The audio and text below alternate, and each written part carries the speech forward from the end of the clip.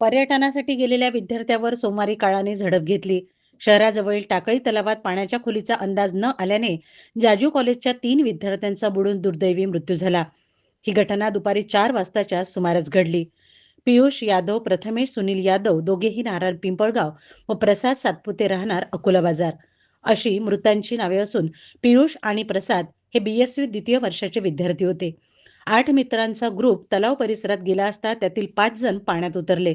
पाण्याचा अंदाज न आल्याने तिघे खोल पाण्यात ओढले गेले, तर दोघांनी पोहून बाहेर येत स्वतःचा जीव वाचविला. माहिती मिळताच पोलीस, आपत्ती व्यवस्थापन आणि स्थानिक मच्छीमारांनी सायंकाळी तिघांचे मृतदेह बाहेर काढले. 2 दिवसांपूर्वीच बोरगाव धरणावर 2 विद्यार्थिनींचा मृत्यू झाला होता. पाठोपाठ घडलेल्या या घटनेमुळे धोकादायक पर्यटन स्थळावर प्रशासन कडक पाबंदी कधी घालणार असा संताप नागरिक व्यक्त करत आहेत.